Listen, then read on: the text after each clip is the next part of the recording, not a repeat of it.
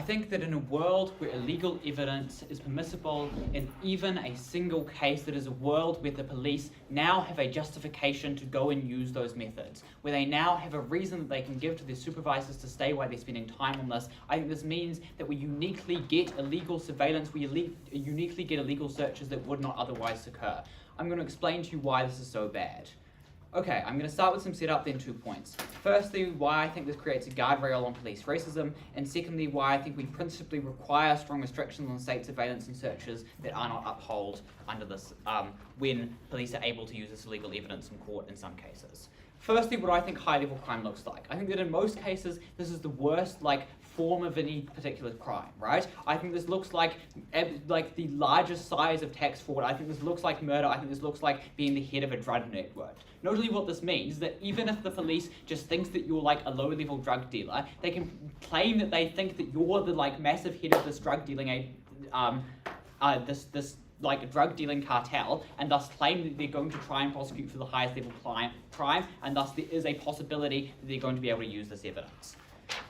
Next piece of setup then, what I think in the most cases where you do have guilty criminals committing these high-level crimes, is the police still going to be able to ultimately prosecute them if they're not able to do this? I think that police choose not to get a search warrant, firstly because it just takes a lot of work and time for them to go and do the application, but secondly I think there is a chance that it could be denied, and at the point where your search warrant is denied as a policeman, you probably then have no ability to go and do the illegal search because your supervisor is going to be, hey, what are you doing? Your search warrant got denied. I think if you never ask for a search warrant, it's far easier for you to go and do this because you can claim that, oh, I didn't quite know that it was illegal, or I thought that it was possibly going to be useful in court.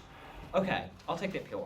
How likely is a judge to see a cop who's completely ignored all of the procedures and say, yep, that's fair, go ahead, convict that guy? Well, because I think that the motion tells you that there are a small number of cases where this is permissible. I think, as I'll explain to you in a moment, this means that police can either convince themselves or use this to convince other people that they're going after these particular set of cases and thus use these legal search methods a bunch more. Okay. What do I think then changes when they're not able to do this? I think that, continuing with this piece of setup, I think that they have to go and try and find the evidence to first be able to get the warrant. I think that in most cases it exists because most crimes do leave a big footprint that you will be able to find if you just spend a little bit longer. I think that it's probably not going to make a big difference if you spend an extra 2 weeks gathering your evidence before you go and manage to get your search warrant. Okay. Next then, piece of setup is why I think allowing this illegal evidence leads to more attempts at using these illegal methods. Okay, firstly note that I think when there is no chance of being allowed to use it, the individual police officers have no way to justify the use of these methods because they know that it's never going to be used in court. It is always therefore going to be a waste of time for them. I don't think it's therefore something that their supervisors, that the police system is going to allow them to do. I think that on the comparative, and I think it's important to note here that police always believe that they are in the right because they see themselves as on the side of law, as they're going to catch these terrible criminals who have done the worst version of the crime that they can imagine. They always think they're going to be successful, right? Because they tell themselves a story about good versus evil where they're on the good side. I think this means that in a lot of cases, police can convince themselves that this is a really bad criminal that they're going after who's definitely done it, and there's no point waiting for the search warrant, they should just go in and find it because there's a chance that they're going to be able to use this, right? Note that I think even if it turns out this person didn't do the crime, or that the crime isn't a high enough case, isn't big enough for them to then be able to go and use this in court, the harm has still been done when they've gone and done the searches, as I'll explain to you in my 2 points. Okay. I think therefore we get more use of illegal searches and of surveillance because police believe that there are some cases in which they're justified in using it. Moving then into my first point on racism. I think that these illegal methods are carried out because the police have a hunch, because they suspect something that they don't quite have complete evidence to prove. I think this inherently means that there is more ability for their bias to creep in because they're relying on their intuition to decide when to carry out these illegal methods. I think that this means that it's inherently going to be used to target people more who are always discriminated against about when people think about who they think committed a crime. I think this looks like people from poorer backgrounds. I think this looks like people of colour. Note also, secondly, that I think that the police are more able to engage in these illegal methods when they are people from a low socioeconomic background, when they are people of colour, because there is less public outcry that results. Because the public also expects people to be more criminals. I think even in the minds of juries or of judges, there's probably more of an idea that, oh yeah, they probably had probable cause in this case, and thus they're going to be more justified. Okay. But finally, note that, okay, I think what this means is that there's like more of an opportunity for police to use these methods against these people of colour and these low socioeconomic people that I explained to you. I think these outcomes of this is that these people feel more targeted when they are being searched, when they're being surveilled, right? I think this firstly creates a very large distrust in the state from them because they feel alienated. I think you should just like probably principally care about the fact that we're not applying our police methods in a racist way, but I also think it just means that people feel this connected to the state, they have this connection with democracy. I think they feel more alienated. I think this also means that they're more likely to commit the crime because they feel that the trust between them and the state has become flawed. Okay. Secondly then, on why I think this breaches a principle of privacy, particularly in relation to the state. Note that I think at the point that we are searching more people, at the point that we are engaging in surveillance, we are breaching people's privacy uniquely from an actor that has a bunch of control over, that is the state, that is the police, where I think the police is the like exemplary actor for the state that does this because they have the power to literally lock people up. I think this means that it is a really big infringement, therefore, on your privacy because not only is someone finding out information about you, you feel that that information could be used to harm you. Why do I think this principle matters then? I think firstly people just don't like their lives being invaded because it makes you feel like you're under threat. It makes you feel like someone is digging into you, right? And particularly because this is someone with control over you. But secondly, I think that the idea that we have limits on state surveillance and on state power exists because they are a check against bad actors accessing this power, right? I think that when someone like Trump gains control of parts of the state, they no longer have such of a big ability to, like, we don't want them to be able to access surveillance of, like, people entering the country to go and check their Instagram to see if they've said bad things, and we especially don't want them to be able to do this to their own citizens. I think that this principle is therefore incredibly important in order to help to protect democracy, which I think is an important part of the way we design our systems.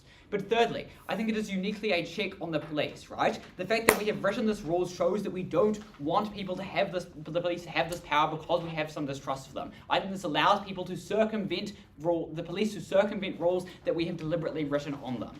Okay.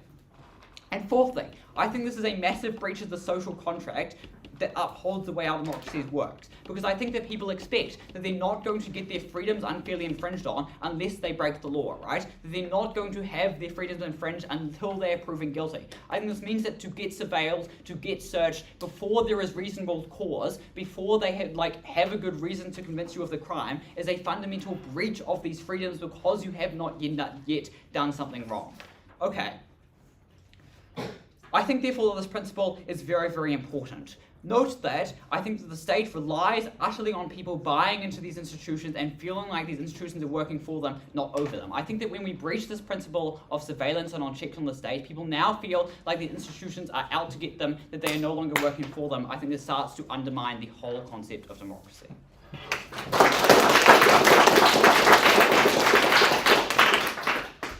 I thank the speaker for their speech and I welcome up the first negating speaker.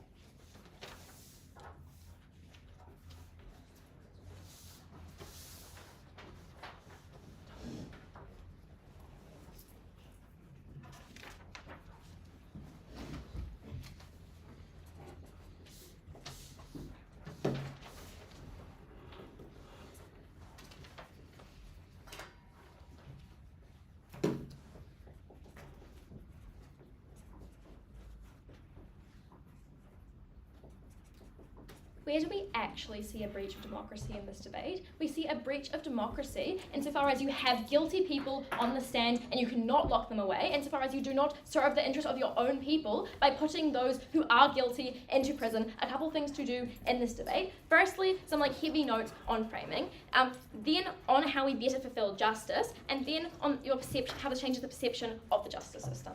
Okay.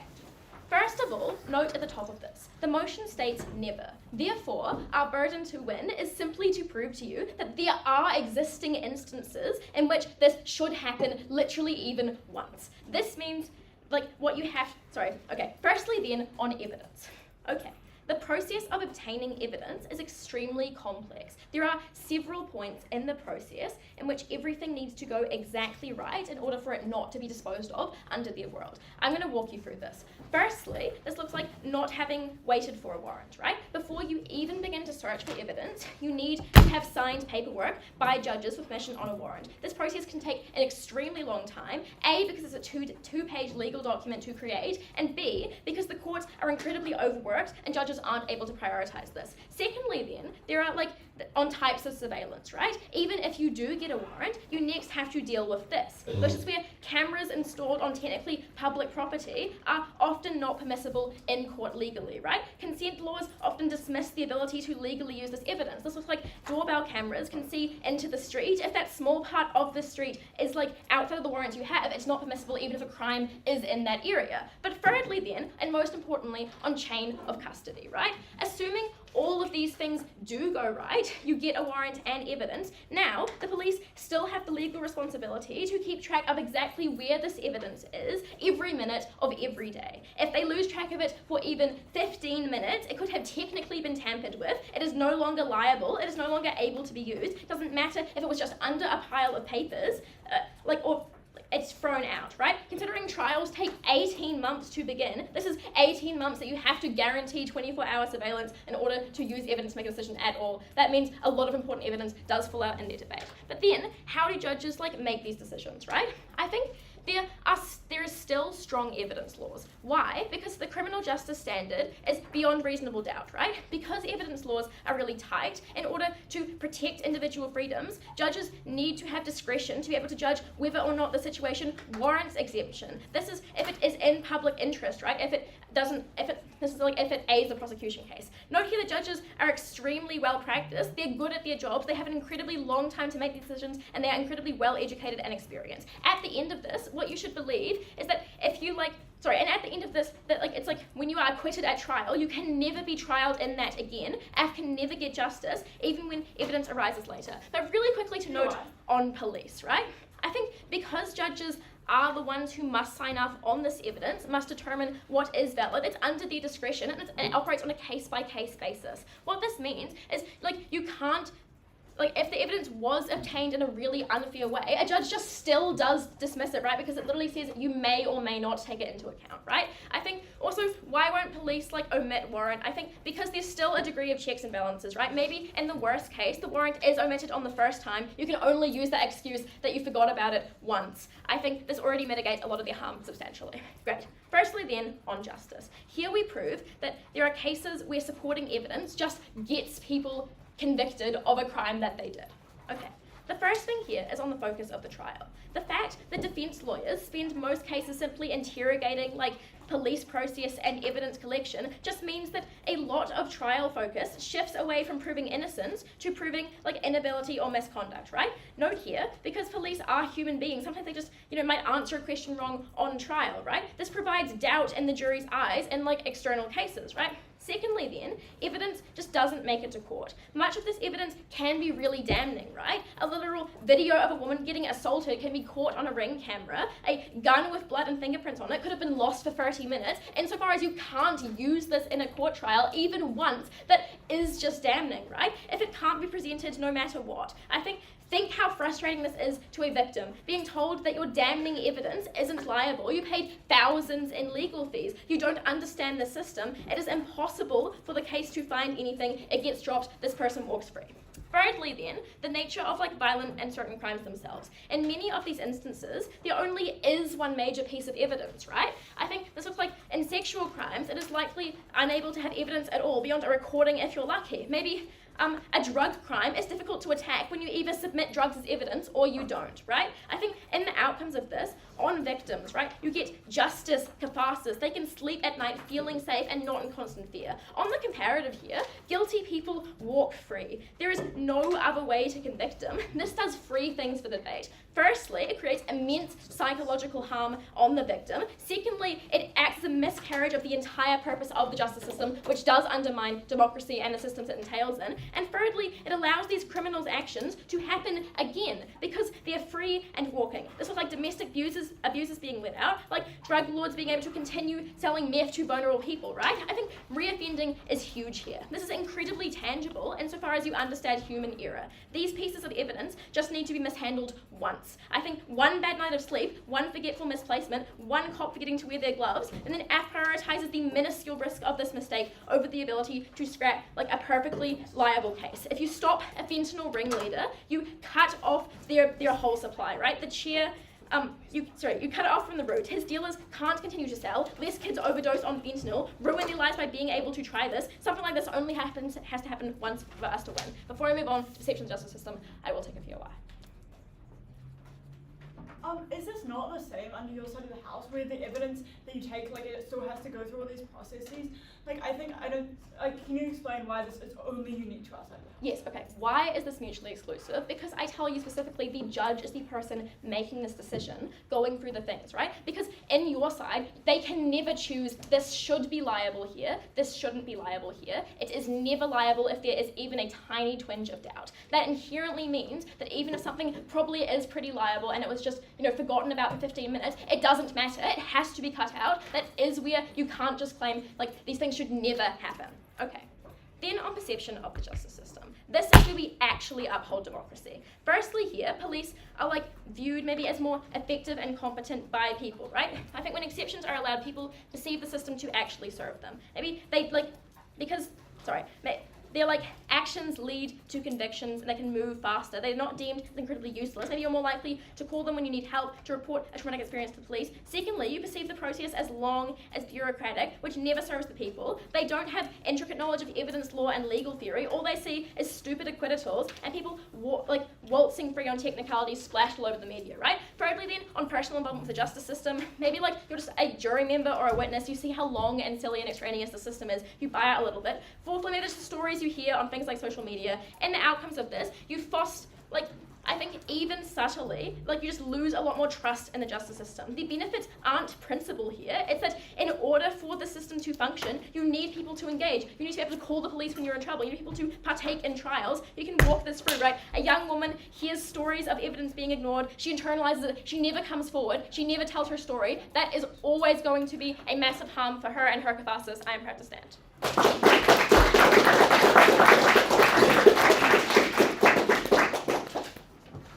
I thank the speaker for their speech and invite up the second affirming speaker.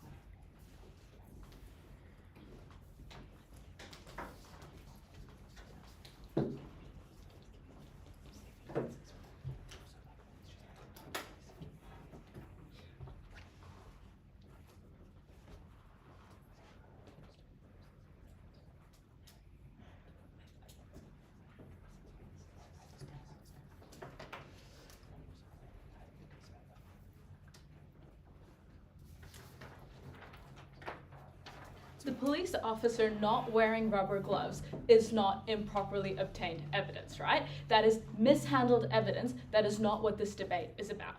This debate is about improperly obtained evidence, meaning evidence when the police kind of like went looking when they weren't supposed to, when they searched someone's house without a search warrant, when they followed someone that they were not supposed to. That is what this debate is about. They cannot push every harm of mishandled evidence or the fact that sexual violence crimes like historically don't get proper justice onto our side.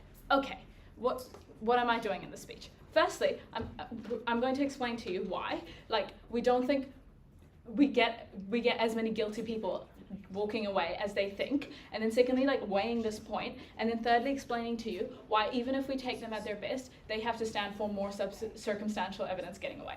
Okay, and then I'll be moving on to what this point about the perception of justice, which like goes away if you just listen to Thomas's speech, right? Because as we explained to you, the police have perceived worse under their side of the house. Okay. Firstly, this idea of like guilty people will just like get away on our sides of the house, right? And then we heard like 3 makes regarding evidence finding that apparently like proves this, which is that like warrants take time, police can't use like every camera, and then like this whole idea of chain of custody and why that's like really complex, right? Okay.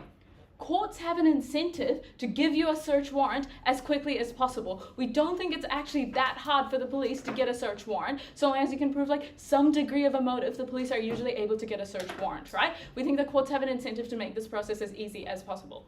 Okay, secondly, like, even if you can't use like the Ring camera straight away, we think that if there's enough, we think there's always evidence of a crime, right? There's like multiple pieces of evidence. If there's just enough evidence to show you that maybe this crime happened on the street, most likely you can use that Ring camera. We think the public tends to be pretty cooperative in these situations, right? And then lastly, the chain of custody thing is not about like improperly obtaining. That's to prevent any tampering with evidence. And I will be explaining to you soon why like tampering with evidence is like generally like the worst thing that could possibly happen. Okay.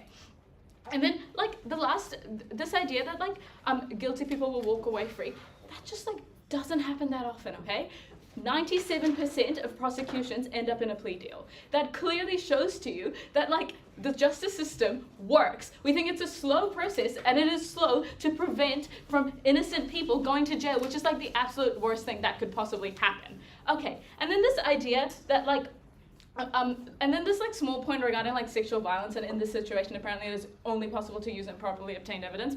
Just not true, right? Like, you're able to find evidence through other means, and if like there's enough evidence here, you can probably just like get a search warrant, right? We don't think that like we have to stand for mishandling of evidence. Okay, and then moving on to this idea of circumstantial evidence, right? We think that evidence that is like obtained via improper methods tends to be bad. Okay, why is this true? Because you just have to jump through less hoops, and it also just tends to be more emotive to a jury, right? What does this look like? This looks like the police going to someone's house illegally and like finding the murder weapon, right? Why is this like not that important? We think that if this person had actually committed the crime, you're probably able to A, just get a search warrant, or B, find lots of other evidence. But why is this very likely to be circumstantial? Maybe it was placed there in that 15 minutes where they lost chain of custody on the piece of evidence, right? We think that like if there is a reason that if you couldn't get a warrant, there's probably a very good reason why this is true. Maybe there's like people who would want to frame this. I don't know the loopholes of the justice system, but there's probably a very good reason why you couldn't get a search warrant. Therefore, this evidence is more likely to be bad. But we think when it is illegal, when it is improperly obtained, when it is such a big emotive piece of evidence, it's just going to be really memorable for the jury, right? And this is really, really bad because the jury is not likely to understand like chain of custody and all the like little things in the legal system that makes this evidence very circumstantial, right? We think this is why due process is so important in courts. It is why courts are so slow, right? Because they don't want to make a mistake. Because juries are literally just random 13 people. We don't want them to make a mistake. That is why due process is so important, and they have to stand even for this to go down by even a little bit. And we think this has a horrible outcome because We think the idea of someone innocent going to jail is the absolute worst thing that can happen in the justice system, right? That is why we have innocent until proven guilty, because as a society, we have agreed that we never want an innocent person to face like this massive sentence from high-level crimes, which is what this debate is about. I will take the POI. If people in the jury find it so hard to wrap their heads around these ideas of chain of custody and obtaining evidence, how do you think they're going to feel when they have to acquit a man that they see raping a woman on video in court? We just think this is like such a rare example, right? Because if you did truly rape someone and there's a video of this in court, why would this be it's very likely that this evidence would be inadmissible, right? We think that like most likely police would just have to like wait a bit until they got like permission to use a camera. We just think this is irrelevant. Okay. And then now, moving on to the perception of justice, right? We heard some material that if people like have this idea that guilty people get acquitted all the time, therefore they will lose faith in the justice system. This does not engage with all of Thomas's material, right? Because as long as we can prove to you the police are more likely to carry out illegal searches, immediately perception of the justice system just like goes down the drain, right? Because the police now have more of an ability to be seen as racist, because they already are seen as racist. And then secondly, people like believe that they don't have the principle of privacy, and this makes them lose faith in the justice system even more. Okay, so why do we think the police are more likely to carry out illegal searches on their side of the house? Note that this was not properly responded to, other than saying like, the judge won't listen to improper evidence, therefore this won't happen.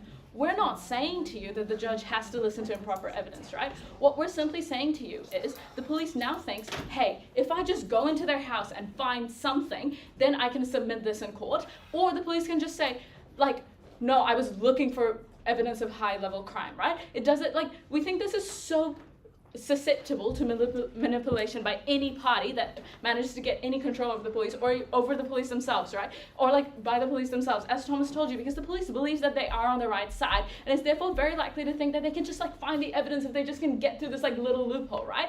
Therefore, anytime there are more searches, more illegal searches on their side of the house, we get all the harms that Thomas told you about, because they have not engaged with the racism material, right? They have not engaged with the fact that these searches are more likely to be carried out in areas with low socioeconomic status, more likely to be carried out on like homes of colored people. We think this is really, really bad, right? We think we live in a world in which like the justice system is already biased against these people. You're making them even more vulnerable on their side of the house, because police brutality, like all of this shows that anytime the police have slightly more power, they are more likely to use it on these vulnerable people. We think this is really, really bad.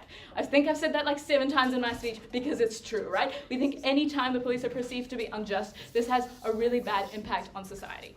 Okay, and then this idea of the principle of privacy, right? We think they have not engaged with this insofar as just like saying that this like principle is look, you just haven't engaged with it. Okay, and we think this is really bad because, as I've said to you, when the people perceive the justice system as to be something that is not for them, that is actively like looking into their lives, that has unlimited power, because the police already have a massive power dynamic over people, they're less likely to trust the system. They're more likely to believe, hey, rich guilty people get away with it and innocent people go to jail all the time, so maybe I shouldn't report this just in case, you know? And that is really bad. Thank you.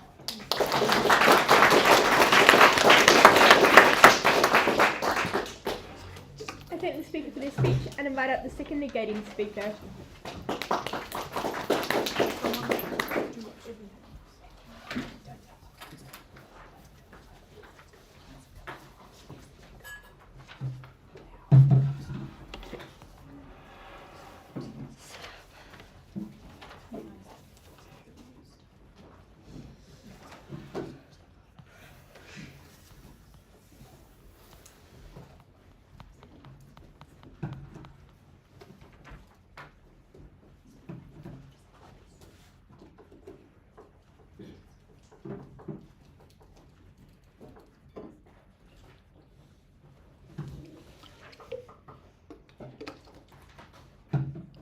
Look at the point when police catch on film a drug deal, but 3 hours after the warrant expires, that is never admissible on court on their side of the house. They never get that person in jail. That is always a harm that they have to stand for. couple of things to do in this debate. Firstly, on setup, on characterisation, what do these cases look like? Do police abuse their power? Then on the perception of system, dealing with their privacy point, and then on the unresponded to harms to justice. Firstly then, on setup, they try and tell you that police can get through loopholes because just saying everything is high level. Look, I don't think this is how the system works, right? Levels of offence are very different, right? Distribution of drugs is very different from supplying of drugs. The punishment is very different. Police probably have lawyers that advise you. They probably know how to do that. They can't just say every person with 20 grams of meth is the highest level thing. I don't think we get that there. Okay. Secondly then, what is improper evidence, right? They tell you, we give you the examples of Emily, of surveillance thing, of time-sensitive warrants, right? I think they tell you that this is not important, right? But I think it is, right? This looks like surveillance. You get a warrant for a house surveillance, but you can't use the camera that recorded the crime because it's 30 meters away into public property, right? I think these things do happen and do happen often. What do they tell you? They give you two pushes here. Firstly, that you just have extra time to find evidence, and that extra evidence exists. I think at the point where I cut both of those out, they do just get miscarriages of justice more often. Firstly then, on time, right? I think a lot of this evidence is time sensitive, right? DNA, blood stains disappear, right? The gun is destroyed, the evidence is destroyed, the drugs are gone because they've been handed over, right? I think in the point where it is very time sensitive, where you do have to catch these meetings, this is very harmful, right? They give you the push on courts just giving the warrants instantly, right? I think even if you buy, the courts have the incentive to do this. They don't have the capacity, right? Courts are incredibly overworked, they're incredibly underfunded. They have to go through so many cases in a day, at the point where police officers have to get them to come down to the station during their lunch break to sign the warrants. I think the warrants do take time at the point when you think the person is going to flee the city and get out of your jurisdiction, and the next day maybe you do just have to act, right? I think secondly then, does other evidence exist? I often don't think it does, right? I think this crime is very temporary, right? Maybe if you wait too long, you lose the witnesses, right? They've gone to different cities, maybe they've forgotten, and you now can't take their witness statements. I think they tell you it doesn't matter if you wait an extra 2 weeks. I actually think it does, right? At the point where you now can't get accurate witness statements, at the point where the DNA evidence you rely on is gone, that matters. Now they can't do it. But I think secondly here, the slow system loses the trust. People buy out of it. I'll go into that more later. Okay, secondly then, on what do these laws look like? I think these laws you do have to buy are incredibly restrictive in order to not restrict on all these rights they push to you as a principal right. I think this means that they err on the side of caution and are just stupidly restrictive, right? If the camera is recording 3 hours after the warrant, it's not eligible in court. That's a huge harm. I think when on their side, they have to stand for all evidence falling outside the boundaries never being admissible in court. On our side, we give judges discretion, right? This looks like they analyse the evidence list that the prosecution and defence gives them, and see, they weigh up the precedent of evidence law against the harm of the potential miscarriage of justice, against letting a murderer or a rapist go free, right? I think because we have this discretion, it is exclusive, right? On their side, they can never override the law. They can never decide that it is actively harmful to the justice system to not allow this evidence. I think if it's too circumstantial, then it's just not allowed, right? Judges just do that all the time. I don't think it's hard. Okay then, on to do police abuse power? A little bit of characterization here. I don't think you just let anyone into the police force, right? There's a really intense hiring process. You have to find references. You have to go through all this training. I think secondly here, people get into this job are deeply passionate because it is traumatizing, right? You work with the worst of the worst. You see the lowest of society every day. I think at the point where you're still in that job, you're really passionate. You do want to make it. But I think thirdly there, even if you believe police are just all evil all of the time, there just are very regular checks and standards, right? It's because they hold a degree of power, right? This looks like regular check-ins with your boss. It looks like mandatory therapy. I think this means we do minimize a lot of the abuse there. But then a couple of responses here. I think they're not likely to just go out and search random houses because there's no certainty the court lets us through, right? The motion says may. It's on the judge's discretion. I think at the point when you have the capacity to wait for the warrant in any non-incredibly urgent processes, you just do wait for the warrant because at the chance the judge doesn't admit it, you've lost your chance. The bad guy gets away. That really sucks for you because you want to be right? Per their own mechanisms, you're very unlikely to just abuse this power and do it for convenience purely on the mechanism that you get more people convicted. But I think secondly then, the judges don't want to make a mockery of law. They're very unlikely to be harsh on you if they see that this random police station has been just going out raiding all these houses recently. But I think secondly then, you have checks and balances, right? If you raid the wrong house, it gets flagged, because the potential to abuse is so extreme here. Lastly then, on bias, I think often it is obvious, right? You have footage of the guy, but you need to search the house, but you're worried that he's going to dispose of evidence, so you can't wait for the warrant, right? I think they tell you about like getting away with it. I think firstly you're flagged by system, but like the expectation that low socioeconomic people commit crimes and therefore no public backlash doesn't work, because if they are innocent, public backlash does happen. I think we flip this point, and when low socioeconomic people are more likely to be victims of crime, when the police can't help them, when their cases get like thrown out by the justice system, they never trust the system, they never report it. Then on the harms to justice, note on their side, they never include the evidence. All these harms always happen on our side. We just do have cases where this evidence can be omitted because the judge looked at it and was like, that is a stupid law, it is actively harming justice. I think they get to view two things. Firstly, that just doesn't happen, right? This is just at 97% of cases ending guilty. Firstly, this is just an incorrect assertion, right? Most cases fall apart because the prosecution can't prove them to the very high standard of beyond reasonable doubt, right? There simply isn't enough evidence. I make that. They're thrown out all the time. They never get to court because of these extremely restrictive evidence laws. I tell you about circumstantial evidence. I think firstly, it's only in the case the judge allows it, and I think secondly, the jury is just like directed to pay less or more attention to it. That just happens all the time. It's a very standard process. What are the outcomes of this? Because it's a tangible, certain impact, right? I think this looks like a drug lord not getting convicted and being able to sell to hundreds of dealers who sold to hundreds of kids, right? I think if you illegally raid the house and find the meth dealer having meth, if you can't use it in court, he can't be retried. He keeps doing it forever. That's 10 decades, right? I think that this looks like testifying in court about a man that raped you, but then him going off free because the crucial evidence wasn't allowed in court. Even if you buy that happens just 10 times a year, that is 10 victims permanently traumatized, going through the most horrific experience of their life, getting cross-examined, trying to be told that they didn't do it, and then the person walking off free, still living in your neighborhood, still able to rape you again. That is horrifically harmful. Lastly then, on the perception of system.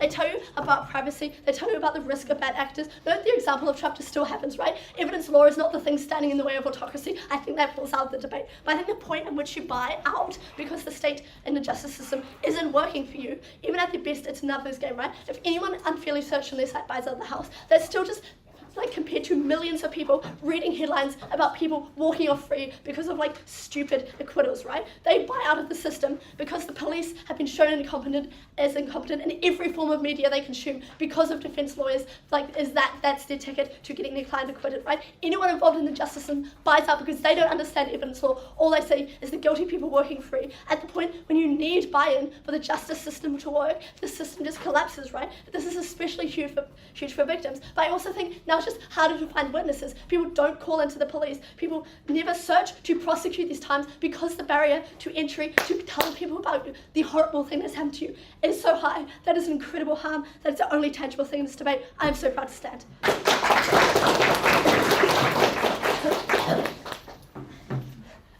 I thank the speaker for their speech, and I invite up the third affirmative speaker.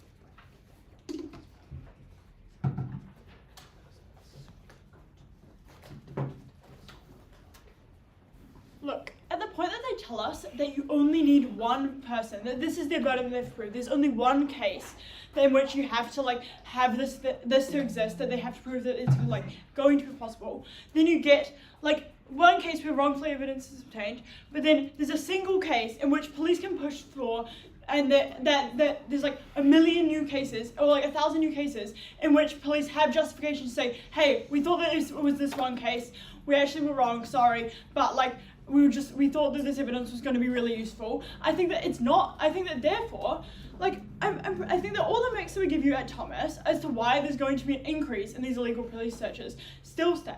Okay, what am I going to do? I'm going to give firstly a few more facts on why more of these police searches are going to stand. I think that therefore, I think a lot of our content is still like extremely important that we give you at first. I think has gone relatively unresponded to around like prejudice within society and also this like principle of surveillance. I think it's been inadequately engaged with. I think that the NIG team has completely ignored it. Then secondly, I'm going to talk about like all of their content around this like search warrant that's like 3 hours overdue. I think I'm going to explain why it's so important that we have these things in the first place, why tampered with evidence is horrible, why I would rather five guilty people walk free than one innocent person goes to jail. And then lastly, I'm just going to like weigh everything up. Okay, firstly on why we think that more people are doing like illegal searches in our side. I think that we've already given you a lot of mix for this at Thomas. I think these are already written down. And I think that these haven't been properly engaged with, and therefore I think it's like very likely that there is going to be an increase when you have like a rationale for why you would do it. And then secondly, I think that like they sort of make for us at second that like these police like really good guys. I think that this means that they're like likely to think that they're doing the right thing within these scenarios, and they're like affirmed by society that they're like standing on the right side of justice. Therefore, I think that like they like want to be the guy who catches the big criminal. They want to be the guy who like ends the high-end crime. Therefore, I think that they're more likely to do to want to like get ahead, do like quick a search, and then if they find the evidence and they can use this in court, I think that like. I think that they think that they're standing on the right side of justice, but then, accidentally they let their bias come through. They search a Māori person's house because they based off stereotypes, and I think that therefore, and I think that as this comes on, all the harms that we gave you at first continue. I'll take POI now. At the point when police already search like multi people's houses unjust, what is like the increase on this harm on your side? They don't search it unjust when they need a warrant to be able to do it. I'm kind of confused. I'm pretty sure that like under our side, the only way that they could do a search and like have it be like rationale in court is when they actually have a warrant. I think that otherwise it's like pretty obvious to the judge that like they use the legal means when they can't like be like, why did you search their house in the first place? Like, I don't know, I just had a feeling. And then I'm pretty sure the judge like throws out the case. And they're like able to like disregard this evidence. So I'm pretty sure only on this side of the house are they able to do these legal searches. And I think that maybe if they find that there's like 100 cases and maybe they find one person guilty, and they're able to like use this properly. But I think that in 99 cases you're just stereotyping, you're invading this principle of privacy, and you're perpetuating societal racism and alienation of these people. I think that the harms haven't been responded to. Okay, now moving on to their content. I think that they tell us that like it's really important that like you have access to this like front doorstep camera, so that therefore you can like catch these victims. I think that the mechanisms that they tell us are useless are really, really important within our justice system. Having to have your warrant like be properly renewed is really important. Having the police like watch their evidence so it doesn't get like tampered with is really important. I think on their side of the house they have like justification to be lazy, to like not renew their warrants, to be like letting their evidence just like lie around. I think it's much better. I think one, it gives police incentives to like actually like do their proper duties and like have good systems within their justice system. I think this is really important for like making it fair and even. Secondly, I think I would rather, even in the worst case scenario for us, that these guilty people walk free. One, I think that there's likely, I think there's more likely to be like other evidence within this case. I don't think that this is gonna be like the sole thing that's contingent on. But even if it is, I'd rather this guilty person walks free and that our justice system, like the systems within it, are upheld, than like an innocent person gets prosecuted because I messed with my front doorstep camera and put like my like worst enemy killing someone on it and then showed it to the police. I think that like we can weigh this down. I think that it's much worse when these people are like within our. I think it's much worse when we like imprison innocent people and have a justice system like functioning properly, and then let guilty people go free and like have a justice system that's not functioning that's functioning properly. I'd rather have guilty people go free and have a justice system that's functioning properly than like have innocent people go to jail. And also like, I think that like the time thing, I think that this can be dramatically weighed down within the debate edges, because I think a lot of these are like one-off / finished crimes. This looks like murder. I think that like as murder, you're like trying not to get caught. I don't think you're like serial killers like that common. I think that like a lot of them are like correctable, e.g. like large scale like tax fraud. Like even if it continues for another week, like you can like get the money back. It's like not the end of the world. I think that in the worst case, this looks like continuous irreversible crime. We think that while these are like super rare and hard to like hard to like maintain, I think that even if like example spam at third, I'd like you to like reflect on like how often these things actually happen. I think that if it's like super sneaky crime, then I think that like it's gonna take a long time to like get to it in the first place, and then like an extra week isn't going to be the end of the world. And then I think if it's like super obvious crime, it's not gonna be that hard to get a warrant, and therefore I don't think that like this crime thing matters. This time thing matters. Okay. What should you believe at the end of this? I think you should believe that under Nick's side of the house, there are going to be more illegal police searches. I think that therefore all the great content that we give you at first still stands from Thomas. I think it has been inadequately responded with. I think therefore we get these outcomes where you get more searches. I think that the bias is a really big problem within this. I think it's much easier to search a low-income person's house, a Māori person's house, or to like have like an immigrant's house. I think that therefore these people do feel more alienated within our society, disengaged with the justice system, disengaged with democracy. I think therefore our laws serve them worse. I think that you should really, really care about this. These are the people that are the most vulnerable within our justice system. And then secondly, we still maintain this principle of surveillance that I think we proved really well at Thomas is super important. I think that thirdly, the contingent evidence stuff that we gave at Safana hasn't been adequately responded to, and therefore I think it still stands, because you can still have a warrant, and you can still like search for evidence, even if the judge decides that it's that's not adequate. But you still have these like searches. But we think the jury engages with it. We think that still stands. I think that you shouldn't believe that we should just get rid of all these important things within our justice system for like one-off niche cases, because I think that they are the foundation that makes our justice system so even, that makes innocent people feel so protected within it, that is our social contract. I think that this is what you should care about. I think that even if 5 guilty people walk free, that is so much better than having a properly failing justice system and imprisoning innocent people. Thank you.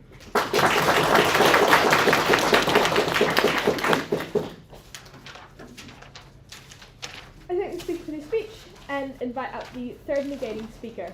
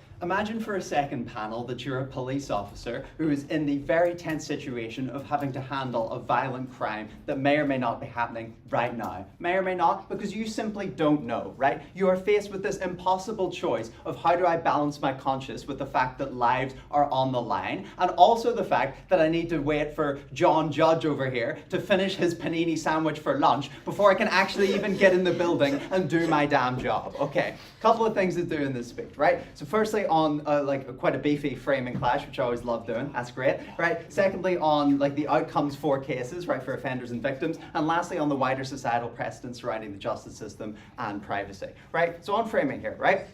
What do these decisions look like when exemptions are made, right? So this is an important thing to clear up. The info slide, I think, implies quite implies explicitly, in a weird way, that these must be case by case, right? In any world, anytime this exception is being made in our world, a judge, the entire force of the court is reviewing this and trying to make sure whether or not this is a just way to go about handling the case. I think what this looks like is John Rambo from the police department on our side can't just submit this like, why didn't you get a search warrant in time? Oh, I didn't really gaff, because that gets thrown out. Because we framed you that judges are like generally very unlikely to be like immoral people, and also that they're very, very good at their jobs, just some of the most educated people in the country, right? Furthermore, then, how strict are these rules on either side? I think I characterize how strict they are on ours, right? But I feel like on the other side, they are ridiculously so. Emily tells you why. There is so much margin for error here. In the case that you buy that police are just humans and not robots, there are always going to be cases in AF's world where things are carried unjustly. That's super, super bad, right? Then on the quality of obtained evidence, like we essentially hear that evidence that has been obtained improperly under the current laws is just usually bad. I think what it actually looks like is stuff that is gotten quickly, right? Like drug dealers and murderers, all these criminals are notoriously quite jumpy. It's hard to pin them down in any one location for a certain amount of time, right? I feel like just the assertion that this stuff is of lower quality doesn't make sense when it could be like the actual nail in the coffin to arresting somebody, right? Lastly, on courts, right? I feel like these courts need to be pretty bad for a lot of injustice to occur on our side, right? And for the entire first class to even matter to act. Right? That is really, really important, and I think we framed you all the way down the line, but I'll keep whipping to you that these judges, these courts, are really good at their jobs. They still hold police to account, so we don't have to cop that harm, right? Then on outcomes for cases, right? I think this is where we can win to you on the depth of impact. When we tell you how so bad it is when offenders go free, right? What is at stake here, and why we can clearly win, right? We tell you that it's so much easier on that for guilty people to go free, right? We hear a couple of different pushbacks for this, right? We hear essentially that courts have incentives to give warrants quickly and easily anyway in the status quo, so it doesn't matter, right? I feel like this does not equal capacity. We framed you at the start of this debate that judges are really, really busy, and in most cities there are just not a lot of them, right? I mean, it could be the most well-meaning judge in the world, but if he's just not around in the hour time where you know where the leader of a fentanyl ring is and you need to go and bust him, right? I feel like he just cannot help you, right? The difference between the impetus on how quickly police need to make decisions and how long courts need to take to make decisions just often means the guilty people go free and harm is incurred, right? Why?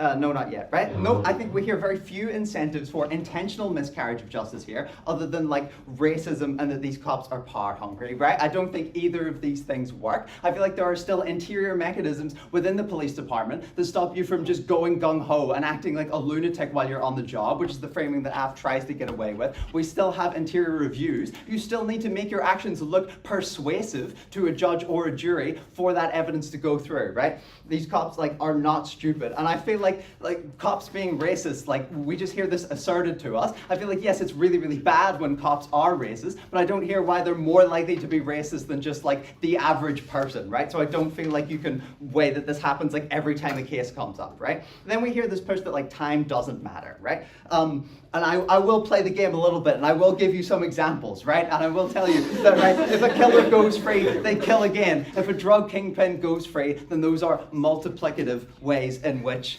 harm is purported, right? But I feel like just generally, this time creates a lot of stress for police officers because we hear this idea, another push, that you can just try again, you'll eventually get these people on these crimes eventually, right? Note that any crime for any person can only be tried on trial once. You get one shot, that is it, that is all the time that you have, right? I think this means that there's a lot of pressure. The potential for human error goes up in an innocent way. This is really bad, right? I think at the end of this, I think you have to believe that these people are the worst of the worst. It is the most serious crimes. It is super, super hard to get an innocent person up this chain by being so racist that you will them all the way up to the top of the court system, right? This is not necked out to us enough. So I feel like you just believe that most of the time it's guilty people in these situations anyway, right? Then on victims here, right, largely, right? There's what I really want to whip to you here is that both teams agree that the average reasonable voter doesn't understand these processes, and when they influence the result of a trial, are likely to believe that that is unjust. I think what we tell you here then is that we have a very clear, very auxiliary path to victory for these people. It's just super, super harmful for them to get up and testify for 12 or 18 months and then see damning evidence come up that this person has killed their brother, or this person has sold their mother fentanyl or whatever, and say, I don't know why your mother's buying fentanyl, but anyway, right? It's a super, super big psychological harm for these people because they feel like they've wasted their time, right? I think if we hear no response here, this is debate winning, especially for these essay cases we tell you about. We don't believe that there's an infinite stream of evidence that you can pull from that will magically appear. Oftentimes this is one event that happens in less than 5 minutes. There's only so much evidence that can be created. That evidence only lasts for so long. Police need to act quickly. So what do you do on the scales of tangibility here between innocent and guilty? Yeah. Note I flagged to you, I think innocent people are unlikely to be in these situations in general, right? I feel like the difference here is if courts do or don't have the agency to make these calls, right? On AF's side, it does not matter how much the judge is sympathetic to you. It does not matter how much it is a stupid negotiation of the rules that police constable whoever left the rag or the gun in the wrong cupboard for 15 minutes. The courts are forced their hands on AF to make an unjust decision. And note again, one case is all it takes here, right? I feel like if you believe in a very marginal amount of cases that this stuff is a real miscarriage of justice and guilty people go free, then I think this is really, really terrible. Only we can prevent this, and we tell you that judges aren't idiots, right? Then lastly here on faith in the justice system, right? I really only believe that this clash matters in the sense that it controls how people engage with the justice system itself, right? I'm not likely to weigh here people's principal right to privacy over a murderer going free and killing people, right? So on this then, what we hear tangibly is that more illegal searches happen to people that because the police are self-righteous, right? I think I respond to this further up from the line. This is a big push from AF that falls out, right? Emily's material on how the focus of trials distorts when all defense lawyers do is attack police and not defend their client is crucial here. The average reasonable voter here, right, looks at these trials and thinks, what the hell is going on? Next time I'm not going to put myself through this pain. Next time I'm not going to press charges. These cases stop seeing the light of day, right? I think where this is debate winning is this engagement, right? People engage with the justice system more on our side. This means more of these trials come up, and when they do, we have more capacity to actually put guilty people away, right? So proud to negate.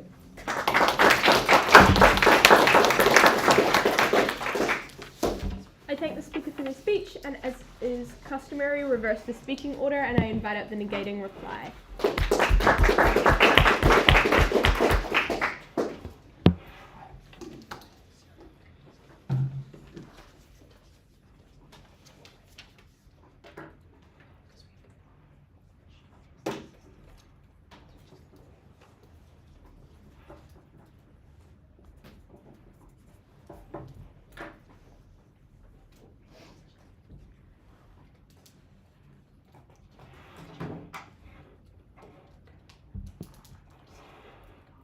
There is a real New Zealand case of a drug dealing ring. The police surveilled them for a week, saw them making the trade on the last day, but their warrant had expired 12 hours earlier. The group escaped. They were never caught. They managed now to sell drugs to thousands of people, to create ridiculous harm, to rip people into addiction, tear them away from their family permanently. That is where we win this debate. That is where you cannot stand by never, ever considering these instances.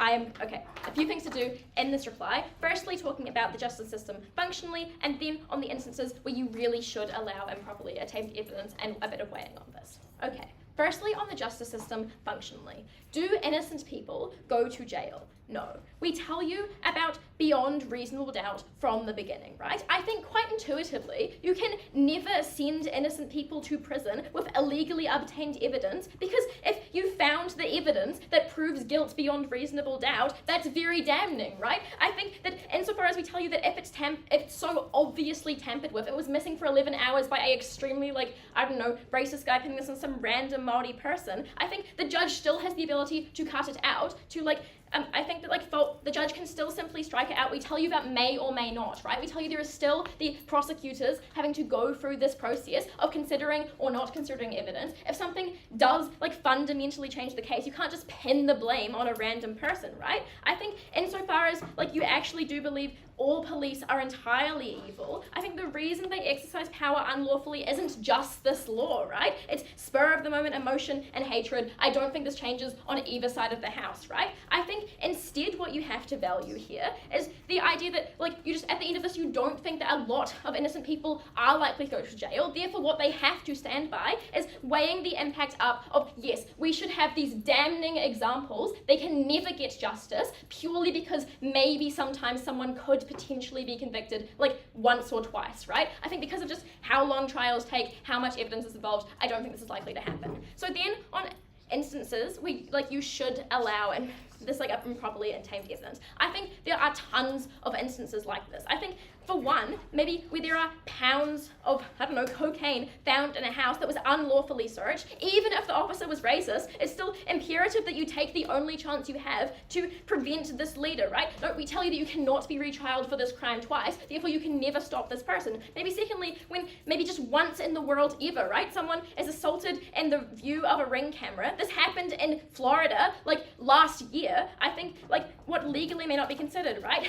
Panel, I want you to look me in the eyes and tell me, yes, rape victims should never be able to lock away their stalkers when their assault is on video. She should feel ignored. There is no instance where we should ever help her. I think that is egregious. I think you have to stand with our side. Look, at the absolute end of this, AFTA declares they would rather 5 guilty people walk free than an innocent. This is 5 victims whose lives are irrevocably ruined, who have been torn apart in cross-examination, who have shared the most vulnerable parts of their story in court. Seeing the murderer of their daughter walk free because the evidence wasn't admissible is horrifically harmful. This does happen often. You can weigh this on depth and on scale. Look, I think at the absolute end of this, insofar as I just don't think they have done enough sufficient proof to tell me that tons of innocent people can make it this far up the court system to be jailed unlawfully, I think instead then what you have to wonder is the very marginal change to how many people's houses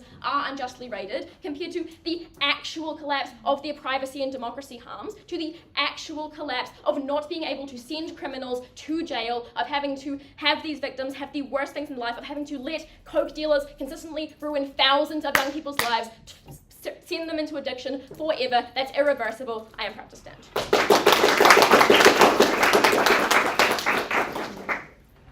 I thank the speaker for their speech, and finally I invite up the affirmative reply to close out the debate.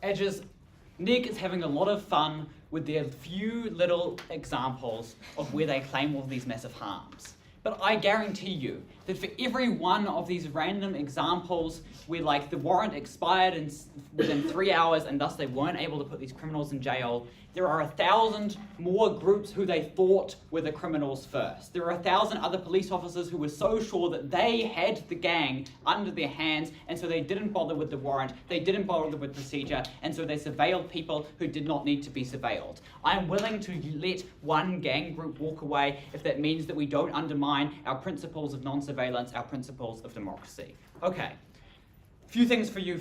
Firstly, what I think these rules actually look like from 3 points of clash. 1, guilty people walking away free. Secondly, the increases of increased illegal searches. And thirdly, why it's so bad if even one innocent person goes to jail. Firstly, what I think these rules look like. Look, if someone's called 111 inside a building and said, hey, I'm in danger, can you come in? You are allowed to then run into the building as a police officer. That is just cause. I think what we're talking about here is going after the fact and searching someone's house, going and searching someone's car, searching someone's person, going and setting up security cameras in someone's home because you suspect that they did a crime, right? I don't think this is limiting the police's ability to respond to things in real time. But also, I think even if you believe that the rules are really, really bad, I'm I'm still willing to stand for this because I think that there are other ways to go and change the rules, right? But I don't think that it should ever be the individual police's decision to decide, am I going to follow the rules in this instance when I think I have the big guy under my hand? I think that principally this has to be something done by Parliament, done through the systems that exist for this reason, to decide the rules, to decide the checks and balances on the police, because we need checks and balances, as we've told you throughout this debate. Okay, then on the first point of guilty people walking away. Firstly, I think there's very few guilty people who are going to be walking away because, as I told you, there's almost always other evidence if these people do so many bad things, right?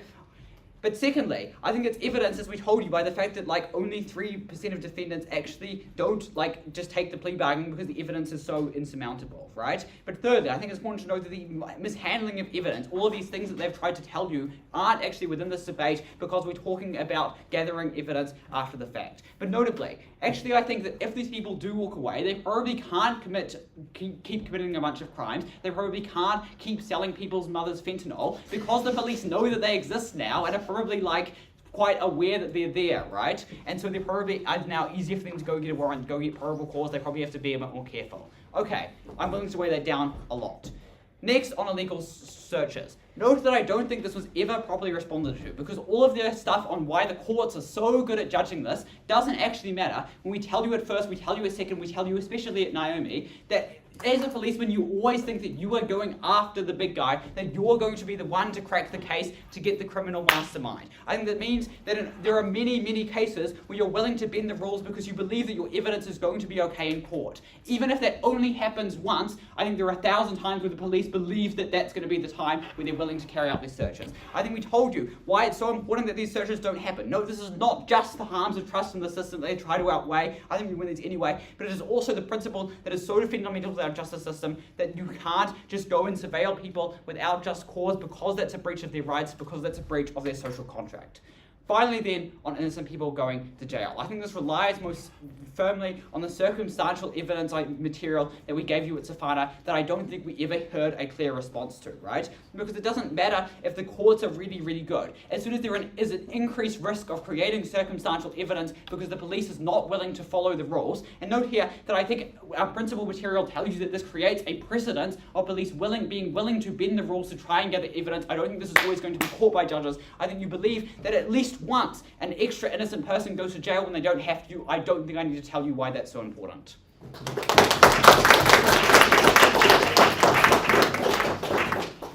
I thank the speaker for their speech and I thank both teams for the debate. Just before you leave, I'll remind you, because this is the last debate of the day, make sure that everybody takes everything out of the room, and if we can move the tables back to where they're meant to be, that would be great. Both teams across the floor, shake hands.